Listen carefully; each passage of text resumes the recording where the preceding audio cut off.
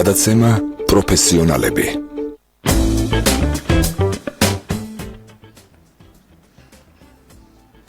ვაგზავნებთ ჩვენ გადაცემას, ანუ ჩვენ წინა პირველ ნაწილში ვისაუბრეთ, ესე ვთქვათ, პლაცის მიხედვით საერთაშორისო ფასზე.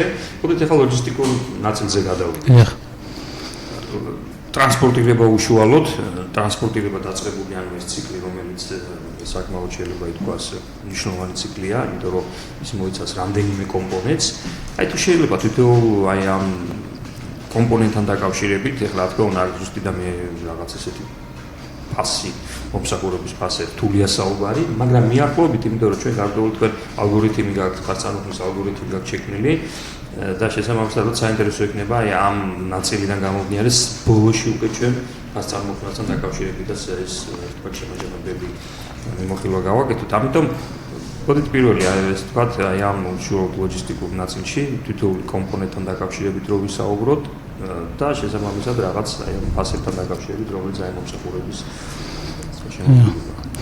ლოგისტიკის მხრივ ნავთობპროდუქტების იმპორტიორები ძირითადად მუშაობენ საზღვაო გადაზიდვით, ანუ ტვირთის დატვირთვა ხდება მაგალითად რუმინეთის გადამამუშავებელი ქარხნიდან მიდიაში, ან ნефტეხიმის გადამამუშავებელი ქარხნიდან ბულგარეთში, ან თქვათ ჰელენიკ პეტროლიუმის ქარხნიდან თქვათ ელეუსის საბერძნეთის პორტში, ან შესაძლოა რუსეთის ქარხნებიდანაც მოხდეს წამოღება და ასევე თურქმენბაშის ქარხნიდან. ხოლო რაც შეეხება ყაზახეთს, ყაზახეთიდან წლებია უკვე შეზღუდულია ექსპორტი ნავთობპროდუქტების, რადგან შიდა მოხმარებას ვერ აკმაყოფილება. ბოლო ალბათ 14-15 წელია. ყაზახეთთან არ განხორციელებულა. სხვადასხვა რუსეთი აი ოქტომბრის თვეში და არა მარტო ოქტომბრის თვეში, სექტემბრის თვეში და შეიძლება წლის წვიმშიც ის არის სადღაც მეორე მესამე პოზიციაზე იმპორტის რუსეთის საკმაოდ ესეთი მნიშვნელოვანი ქვეყანა ჩამოყალიბდა. საკმაოდ ხარისხობრივადაც ხარისხიც ძალიან აამაღლეს, შესაბამისად რაოდენობრივადაც სოლიდურ რაოდენობას აწარმოებს.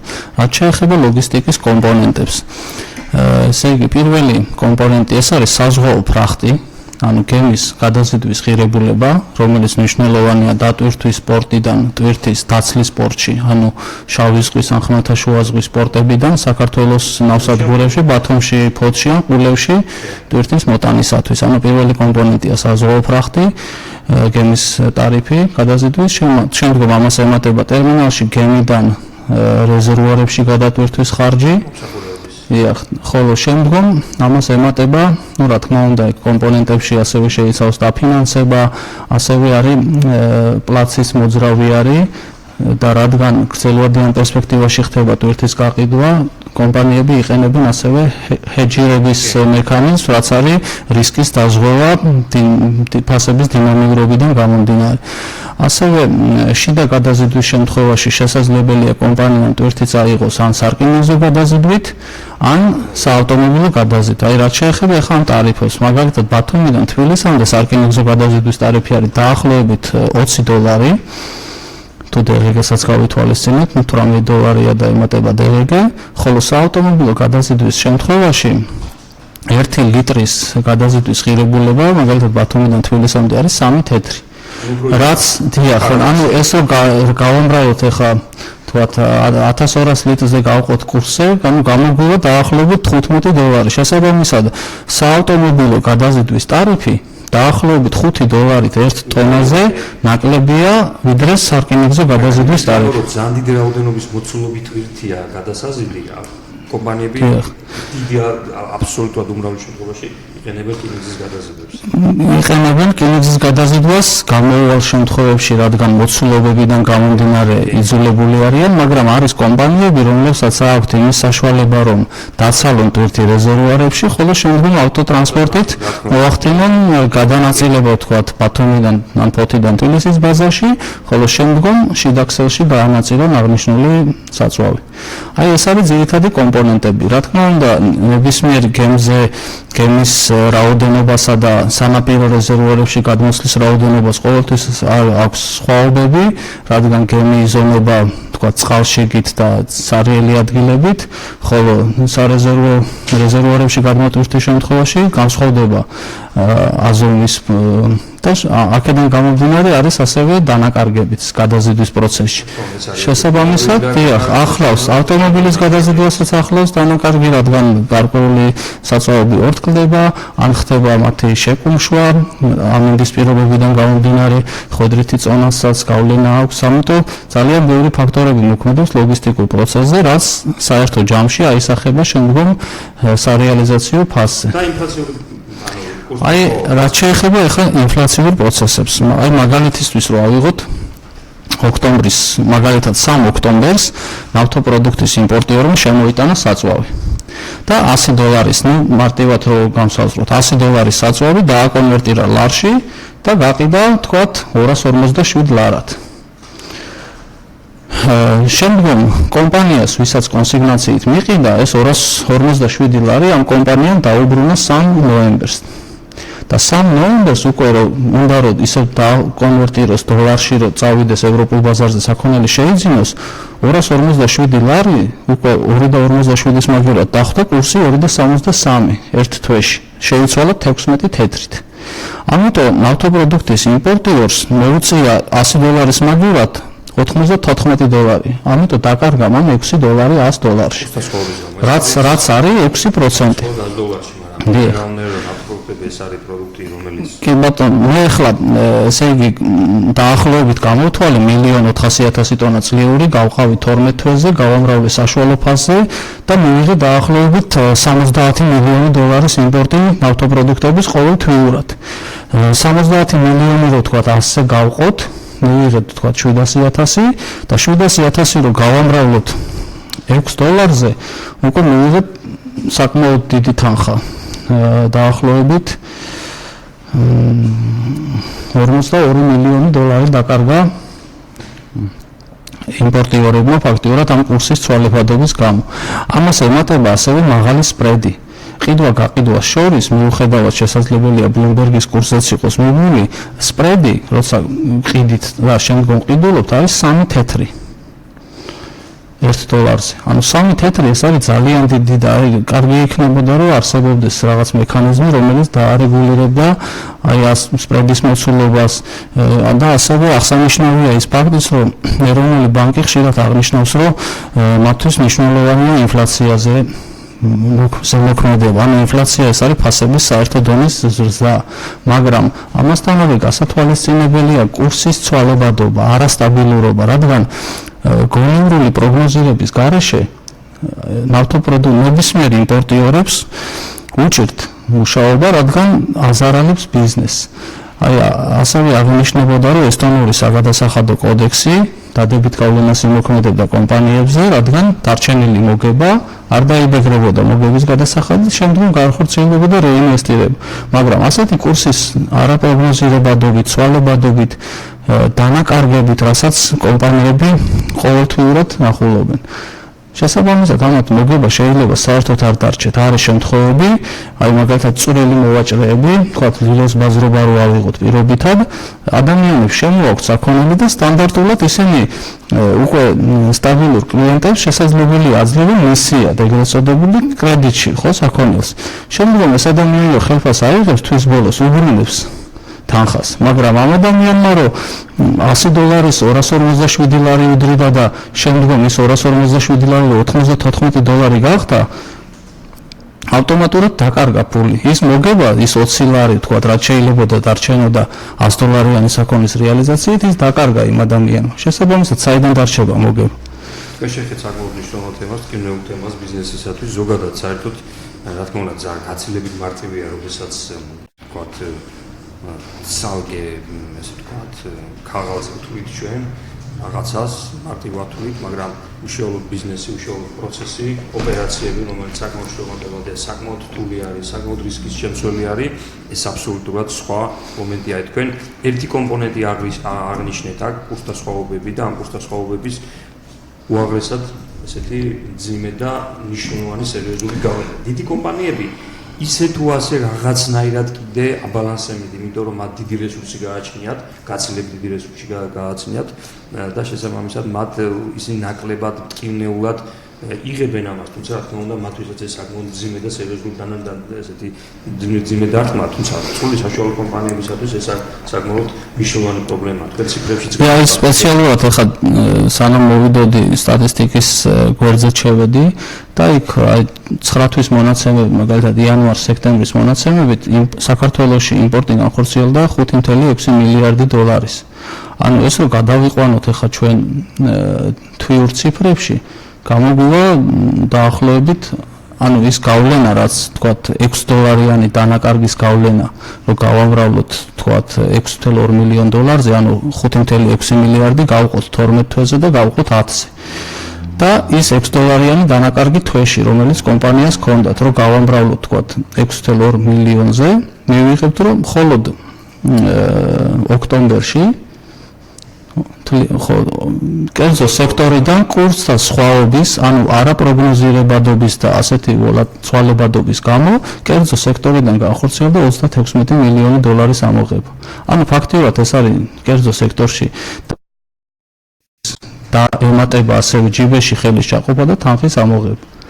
და კიდევ ერთ რაღაცას დავამატებ, თუ აი ლარიზაციის ეფექტი არის ბოლო პერიოდში განჯის საგანი, რომ ლარიზაციამ დადებითი გავლენა უნდა მოეხდინა და მე მაგალითად რამოდენიმე შემთხვევა მქონდა, როდესაც საუბრობდნენ ადამიანები, რომ აი მივედი ბანკში 100,000 ლარამდე არის უნდა ავიღოს ესხი ლარში, მაგრამ იმის გამო რომ მავალდებულებენ 100,000 ლარამდე ლარში ესხის აღებას, მე ავიღე უფრო მეტი დოლარი.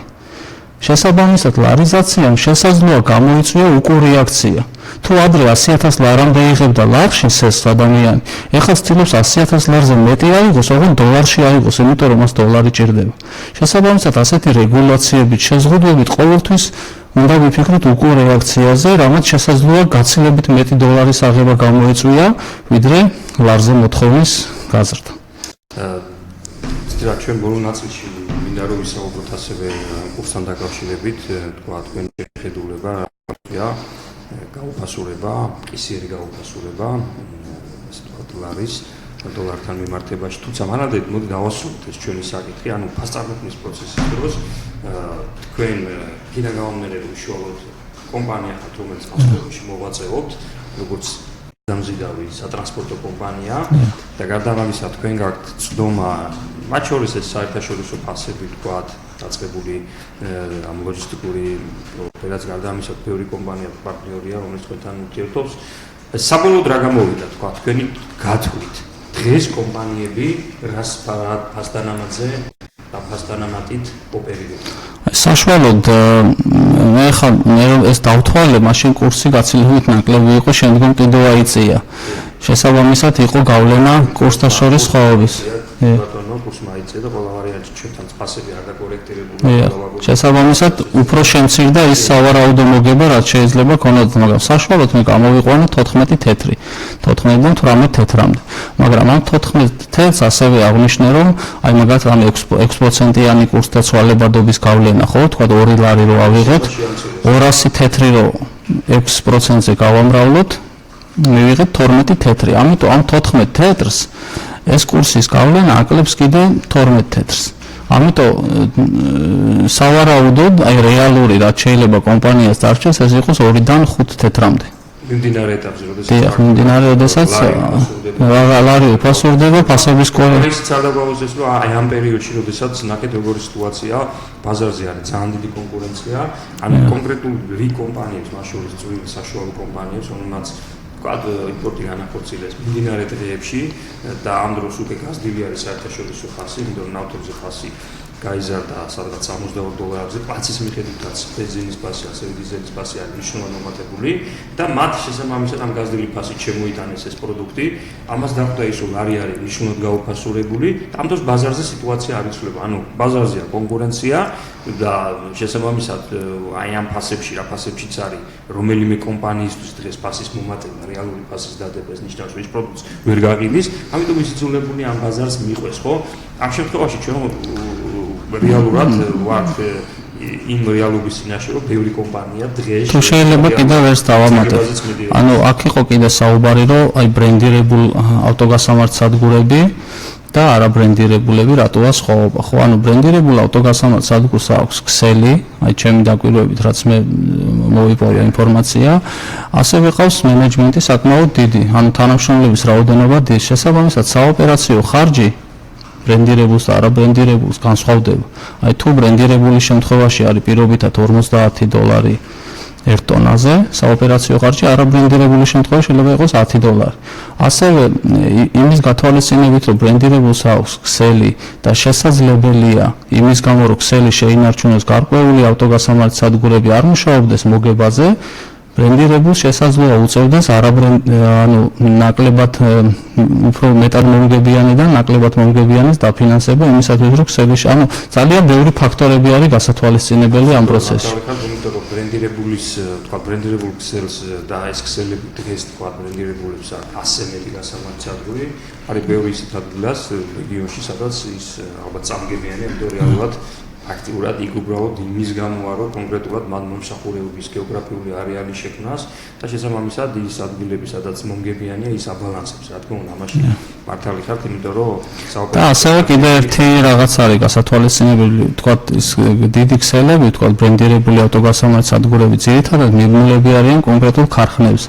მაგალითად, ვისოლის შემთხვევაში ხდება საბერძნეთიდან, ხო, გეოგრაფიულად უფრო შორი დისტანციიდან წამოღება, რაც თქვათ შავის იმ ქსელებს, ვინც თქვათ შავის ზღვიდან მოიპოვებს ბულგარეთიდან და რუმინეთიდან, ლოგისტიკურად გაცილებით, შედარებით იაფი უჯდებათ, ვიდრე თქვათ ხმელთაშუა ზღვიდან საბერძნეთიდან ტვირთის ჩამოტანა. ხოლო დანარჩენი კომპანიები შესაძლოა უფრო თავისუფალი იყვნენ არჩევანში, ანუ არსებობს სპოტ ბაზარი, სადაც გადიხართ ბაზარზე და შემოთავაზებებიდან გამომდინარე ყიდულობთ საწვავს. აი ამ შემთხვევაში, დიახ, ამ შემთხვევაში შესაძლებელია გაცილებით იაფად მოხდეს საწვავის შეძენა, ვიდრე კონტრაქტირებული მოცულობებიდან და კონკრეტულ ქარხნებზე მიბნის შემთხვევაში განხორციელდეს. ანუ ძალიან ბევრი კომპლექსური ანალიზია იმისთვის საჭირო, რომ სრული სურათი დავინახოთ და მხოლოდ თავარი ის არის, რომ ყოველ შემთხვევაში თვითონ უშუალოდ ან ეს ბიზნესი არის ბიზნესი, რომელიც სწრაფად ლიკვიდური პროდუქტი არის, ნავთობპროდუქტი, ანუ ის ესე ვთქვათ, სწრაფად იყიდება და ამ დროს საკმაოდ დიდ მოცულობით გაყიდვებზე არის საუბარი და აი ამ ყველაფრიდან გამომდინარე, იქიდან გამომდინარე, რომ კურსთა სხვაობები, იმიტომ რომ სწრაფად ლიკვიდური პროდუქტის ერთ-ერთი მნიშვნელოვანი პრობლემაა კურსთა სხვაობა, განსხვავებით იმ პროდუქტის, რომელიც სწრაფად არ იყიდება, ხო? იმიტომ რომ სწრაფად იყიდება ახალი პარტიის შემოტანას. მაგრამ უნდა გავუთვალისწინოთ კონსიგნაციური გაყიდვები ამ შემთხვევაში. მე კი გავყიდე სწრაფად, მაგრამ როდის ავიღე ლარი?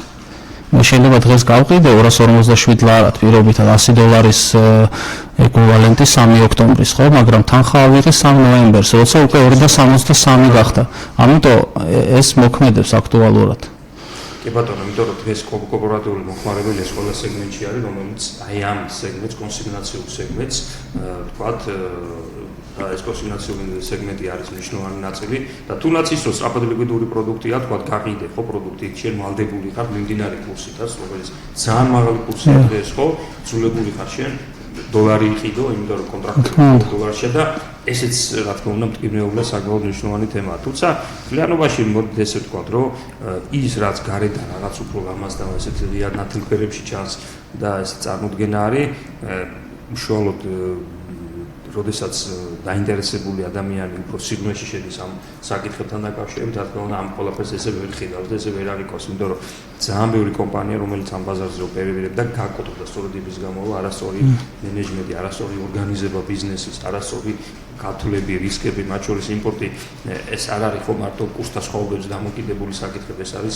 საერთაშორისო ფასი, ხო ტრენდი შეიძლება, თქვა და არის პროცესი, როდესაც მაღალ ფასიანში უცებ ქვემოთ მოდის და დაბალი ფასები, ეს აბსოლუტურად ეს არის რისკების მართვა. საქართველოს სამწუხაროდ არის ბანკებს აქვს ორი დიდი პრობლემა. ეს არის რომ ევროპული ბანკები ითხოვენ პირველი კლასის ევროპული ბანკის მიერ დადასტურებულ აკრედიტივებს, ან რომელიც საქართველოს ბანკის, მაგალითად საქართველოში არსებული ბანკების აკრედიტივის მიუღებლობას გულისხმობს და იმ დამატებით ხარჯის საფუძველზე პირველი კლასის ბანკის დადასტურებას და მეორე ფაქტორი ის არის, რომ საქართველოს ბანკებს ჰეჯირების მექანიზმები არ გააჩნიათ საწვავის დინამიკიდან გამომდინარე, ამიტომ ასეთი მომსახურების შესყიდვა თუ კომპანიას აინტერესებს, უნდა განხორციელდეს უცხოეთიდან. იმიტომ რომ შეიძლება მე დღეს თქვა $500 შევიძინე საქონელი, მაგრამ ერთი თვის დინამიკამ თუ არ დავახეჯირე, შეიძლება ჩამოწიოს $400-მდე. ამიტომ კარგავს. გადაცემაში რეკლამის დროა და მესამე ნაწილში ჩვენ შევეცდებით ლოჯისტიკაზე, ტრანსპორტირებაზე, საქართველოს ამ მნიშვნელოვან, ასე ვთქვათ, მიმართულებაზე ვისაუბროთ და მათ შორის ალბათ არის გაცვლით კურსთან დაკავშირებითაც საინტერესო თქვენი მოსაზრება. გადაცემა პროფესიონალები. რეკლამა რადიო კომერსანტზე. მოამზადე ავტომობილი ზამთრისთვის. შეიძინეთ ეგეტაში ზამთრის საბურავები 59 ლარიდან. მიიღე ბალანსირებისა და მონტაჟის სერვისის საჩუქრად და დაიბრუნე 20%-მდე გარანტირებული თანხა. დაგვირეკე 2-26-44-44. თეგეტა მოტორსი. დროა აირჩიო ხარისხი. იცით თუ არა რომ გაზეთ Financials საქართველოში ბიზნეს ლიდერების 80% კითხულობს. კითხველთა 60% ინგლისურს სრულყოფილად ფლობს. 80% დასაქმებულია. აქედან ნახევარზემეთს მენეჯერის პოზიცია უჭირავს და გაზეთს ბიზნესისთვის საჭირო ინფორმაციის მისაღებად ეცნობა. დაუკავშირდით საქართველოს ყველაზე მდიდარ აუდიტორიას. რეკლამა Financialში 252 275. რეკლამა რადიო კომერსანტზე. ყოველ ორშაბათს 19 საათსა და 10 წუთზე გადაცემა სტარტაპი ქართულად თამთა გველესიანთან და სანდრო კანდელაკთან ერთად. გაიგეთ როგორ გაიაროთ გზა იდეიდან წარმატებულ სტარტაპამდე. სტარტაპი ქართულად რადიო კომერსანტზე. FM 95.5.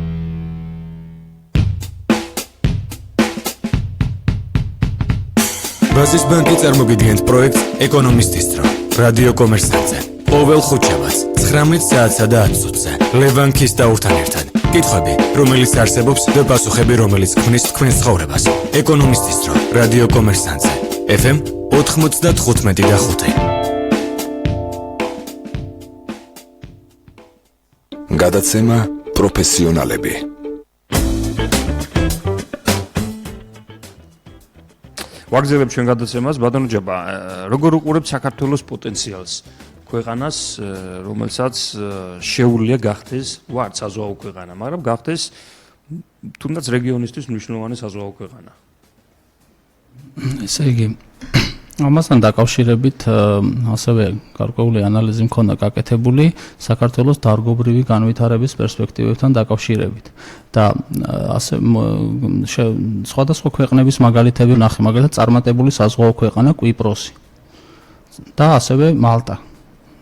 სხვა ქვეყნებს ძალიან სიღრმისეულად არ ჩაუღრმავდი, იმიტომ რომ საქართველოს ევროპასთან ასოცირების ხელშეკრულების ფარგლებში უფრო ევროპულ მიდრეკილებებზე გავლენის მიხედვით ევროპულ ქვეყნებს დავაკვირდი. ესე იგი, მალტაშიც, კვიპროსშიც ყველგან საზღვაო კომპანიებს აქვს სპეციალური შეღავათები. არსებობს მაგალითად სატონაჟო გადასახადი, როდესაც გემთლობელი ფიქსირებულ გადასახადებს იხდის ტონაჟიდან გამომდინარე და შემდგომ თავისუფლდება გადასახადებისგან. ხოლო საქართველოს შემთხვევაში საგადასახადო კოდექსი ითვალისწინებს ქონების გადასახადს გემთლობელებისათვის. თუ არ ვცდები 2010 წლამდე იყო გათავისუფლება, ხოლო შემდგომ ქონების გადასახადი გემთლობელებსაც დაეკისრათ. ასევე საქართველოში თუ კომპანიამ მომსახურება მიიღო იმ ქვეყნის კომპანიისგან, რომელთანაც საქართველოს არ გააჩნია ორმაგი დაბეგვის თავიდან აცილება, ქართულ კომპანიას 10-დან 15%-მდე ერიცხება საგადასახადოსგან არარეზიდენტის გადასახადი, რომელიც თლიან მომსახურების ტარიფს ასევე უზრდის და არაკონკურენტულ გარემოში იაგდებს. ანუ ძალიან ბევრი ფაქტორია, რომელიც კაპიტალ ტევადი დარგისთვის, როგორც არის სანაოსნო კომპანიები, მიუღებელია და ეს ავტომატურად აისახება საქართველოზე, რადგან ჩვენ მსხვილტონაჟიანი ფაქტურად არც ერთი გემთლობელი არ ყავს ქვეყანაში.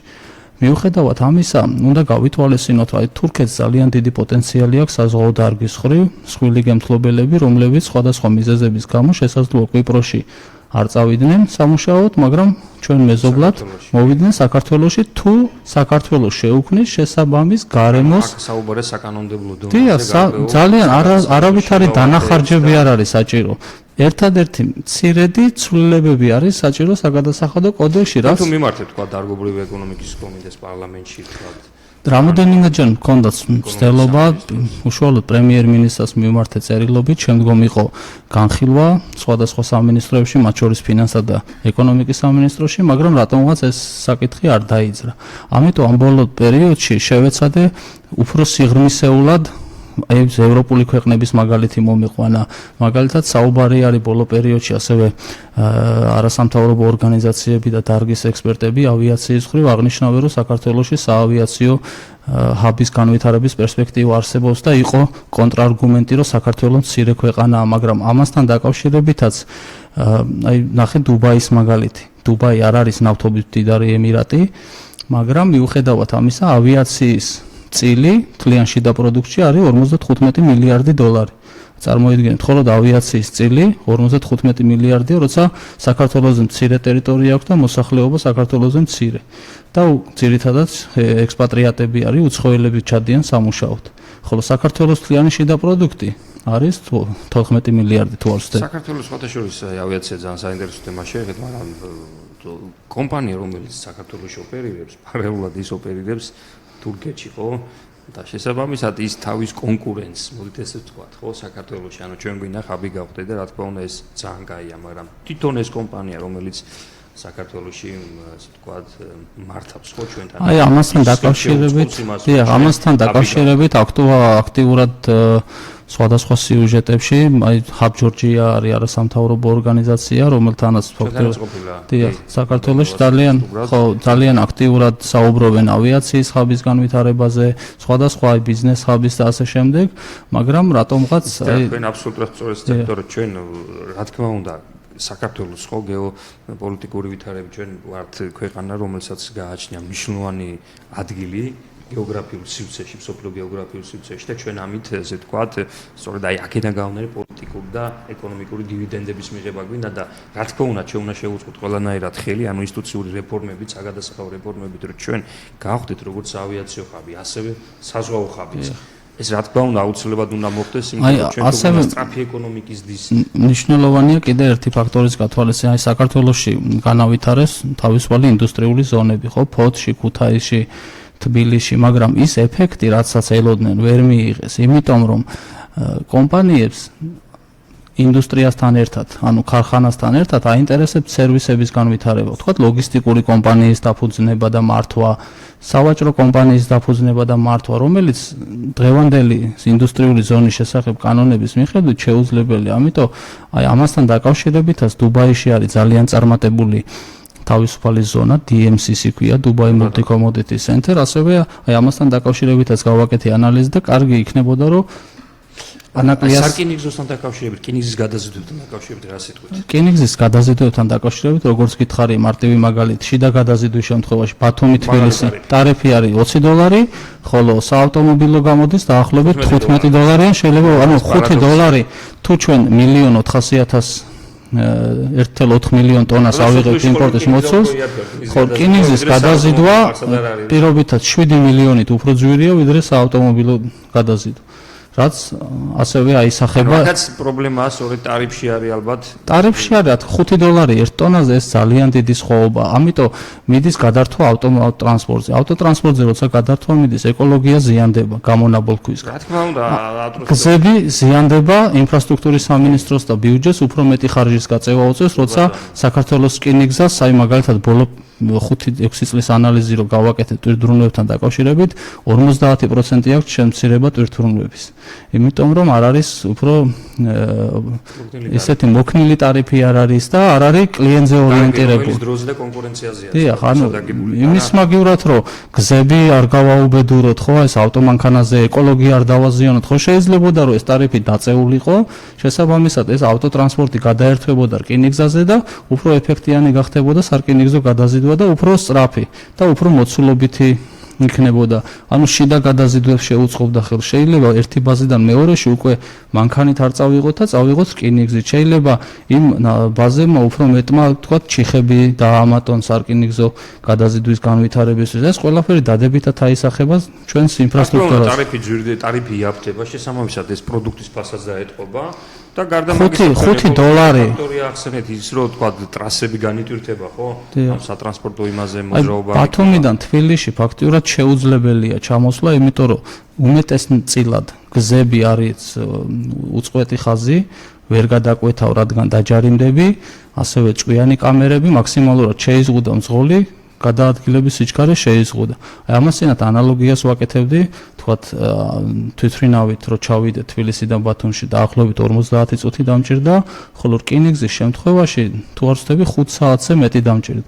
ანუ 360 კილომეტრი ჩვენ საათში გვჭირდება დაახლოებით 70 კმ/სთ დადის, ხო და ამავე დროს ავტობილში ვკითხულობდი, საკმაოდ საინტერესო სტატია იყო ეს ელონ მუსკი, მაგალითად ჰიპერლუპებზე და რაღაც სწრაფ რკინიგზაზე 1000 კმ-ით დადის უკვე ხალხი და აი ჩვენ ამ პერიოდში 10-ჯერ უფრო და 20-ჯერ უფრო ნელა დავდივართ ხო 70 კმ/სთ. ეს ხო ყველაფერი აისახება იმაზე რომ აი რა მდგომარეობაში ვართ ჩვენ საქართველოს დავდივართ 70 კმ-ით და რა მდგომარეობაში ამერიკა რომელიც დადის 1000 კმ/სთ.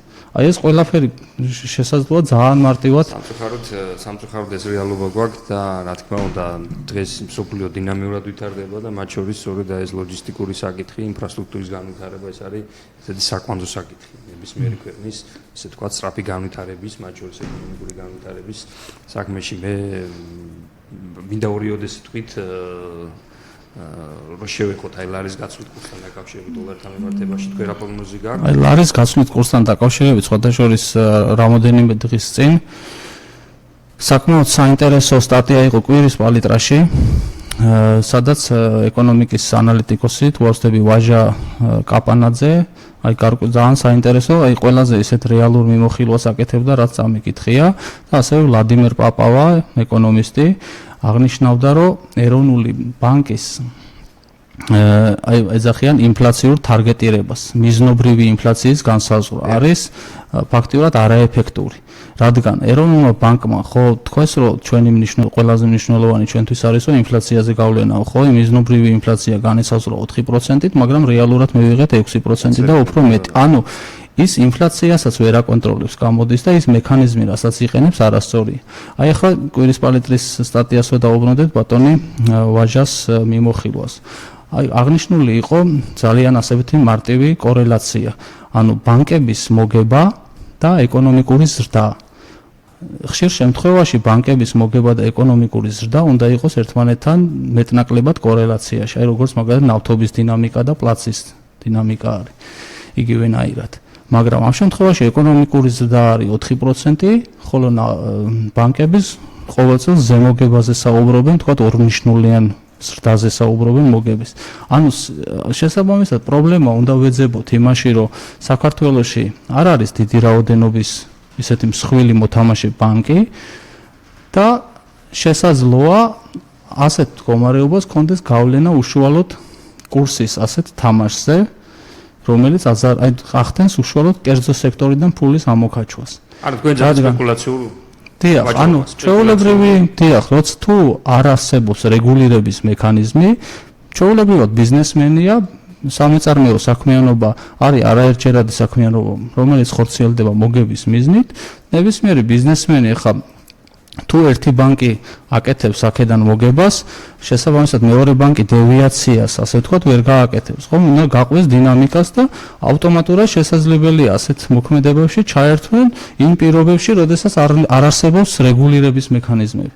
აქედან გამომდინარე ცვლილება ორნიშნულიან მოგებაზე და ზემოგებაზე ნებისმიერი ბიზნესმენისთვის ძალიან დიდი. ბატონო ჯაბა, წლის ბოლო მოდის ხო? ეხლა ზოგადად იმპორტი და ჩვენ იმპორტზე ვარ დამოკიდებული იმპორტზე დამოკიდებული ქვეყანა ვართ, მათ შორის სხვილი საიმპორტო ჯგუფები და ალბათ აბსოლუტურად ყველა ის კომპანია, რომელიც იმპორტზეა დამოკიდებული, ის ცდილობს წლის ბოლომდე შექმნას გარკვეული მარაგები, ნაშთები შექმნას, იმიტომ რომ მოგეხსენებათ იანვარი, თებერვალი ეს არის ესეთი უფრო პერიოდი, როდესაც ძირითადად დასვენებების დღეებია, დღესასწაულები არის, თან განსაკუთრებით დიდი მოხმარება სწორედ წლის ბოლოს არის, აი ბოლო 2 თვეზე არის, ძირითადად დეკემბრის ბოლოზე არის. ამიტომ პირველი ერთი ის რომ თავისთავად ამ პერიოდში, აი ამ მიმდინარე პერიოდში დაწოლა დოლარზე ყოველთვის მატულობს. და ასევე ანუ ეს კომპონენტი ეხლა ამ გაუფასურების ნაწილში. ეს ერთი და მეორე აჟიოტაჟური, ესე ვთქვათ, საქციელი, იმიტომ რომ როდესაც ნახტომისებური გაუფასურება დაიწყო ლარის, რა თქმა უნდა, ბევრმა მოქალაქემ თუ კომპანიამ დაიწყეს დოლარების შესყიდვა. შესაბამისად, დაიწყო მოთხოვნილების და დოლარზე, ეს ბუნებრივიც იქნებოდა, რამაც, ვთქვათ, ლარის იმაზე უფრო მეტად გაუფასურება გამოიწვია, რაც რეალურად უნდა ყოფილიყო. აი თქვენ ამ კომპონენტებს ეხლა რაზეც ჩვენ საუბრობთ, ხო? ანუ ეს ორი აჟიოტაჟური საკითხი, იგივე მოთხოვნილება პერიოდში. აი ამას რა გავლენა შეიძლება ქონებოდა, აი რა დოზის გავლენა ქონებოდა ამ მიმდინარე გაუფასურებაში? როდესაც რაღაც საკითხის ანალიტიკას ვაკეთებ, მნიშვნელოვანია გავხილოთ სხვადასხვა ვარიანტები.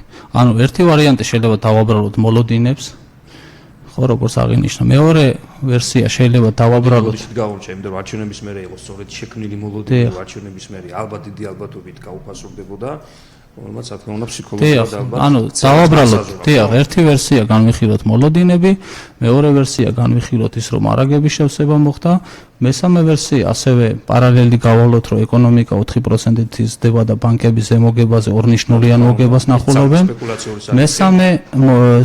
მესამე ვერსია ისიც დავაკვირდეთ, რომ სპრედი ვალუტის ყიდვასა და გაყიდვასა და ყიდვას შორის არის 3 თეთრი, რაც ძალიან დიდია, იმიტომ რომ მე მაგალითად Forex-ის პლატფორმაზე მივაჭრია და იქ არის 0 რაღაც ცენტების სხვაობა კურსთან, აი ყიდვა გაყიდვას შორის. ხო, ჩვენთან არის 3 თეთრი. ასეთი ალბათ არსად არ არის. ესეც ცალკე განხილვის საგანია და უნდა მოიძებნოს რაღაც მექანიზმი იმისა, რომ შესაძლებელი იყოს ამის რაღაცნაირად ამ სპრედის შემცირება. ანუ ერთობლიობაში და მესამე მნიშვნელოვანი მომენტი, რომ პროგნოზირების, აი რა არის ბიზნესისთვის მნიშვნელოვანი, რა არის ნებისმიერი ეკონომიკური საქმიანობა, ეს არის პროგნოზირება. პირველი ეს არის სტაბილურობა, მეორე არის გონივრული პროგნოზირების საშუალება და მესამე არის მთავარი გახსნილი თანაბარ პირობებში მოქმედი ეკონომიკური სუბიექტები. აი ეს სამი მთავარი, აი პროგნოზირების საშუალება ლარის კურსთან დაკავშირებით ვის ხელში იყო მაგალითად? რეალურად უნდა ყოფილიყო ალბათ ეროვნული ბანკის ხელში, იმიტომ რომ მას აქვს ყველა ბერკეტი მექანიზმი, რათა მან ეს არეგულიროს. ანუ თუ ეროვნული ბანკის ხელში არის პროგნოზირება და კომერციული ბანკის, ხო არ შეიძლებოდა ვთქვათ მომხდარიყო მაღალ წერტილში გაყიდვა, დაბალ წერტილში შეძენა. ან დაბალ წერტილში შეძენა, მაღალ წერტილში გაყიდვა, რადგან პროგნოზირების ბერკეტები ხელში და ამით ძიძალი მოგება. ანუ ძალიან ბევრი ვერსიები უნდა განვიხილოთ, მხოლოდ ერთი ვერსიით ვერ შემოვიფარგლებით. მთლიანობაში ზარალდება ხალხი და ზემოგებაზე საუბრობენ, აი ეს გვაქვს მოცემულობა. გეთახმებით, სამწუხაროდ ჩვენი გადაცემის დრო დასრულებულია, ეს თემა არის ის თემა, რომელსაც შეიძლება ცალკე მთელი გადაცემის განმავლობაში ისაუბროს, იმიტომ რომ ეს არის მნიშვნელოვანი თემა, რომელიც დღეს აწუხებს ნებისმიერ მოქალაქეს, ზარალდება ცალკე მოქალაქე, ბიზნესზე აღარ გვაქვს საუბარი, ბიზნესმა მნიშვნელოვანი ზარალი მიიღო, თუმცა არის პრობლემა. მნიშვნელოვანი პრობლემა. დიდი მადლობა ბატონო ჯაბა, დიდი მადლობა თქვენს საუბრისათვის. ამით დღევანდელი გადაცემა დასრულებულია, მომავალ შეხვედრამდე. პროფესიონალები რადიო კომერსანტის ეთერში, ბიზნესმენები და ექსპერტები ჟურნალისტის როლში. ყოველ სამუშაო დღეს 17 საათსა და 10 წუთზე. გადაცემა პროფესიონალები FM 95-სა და 5-ზე.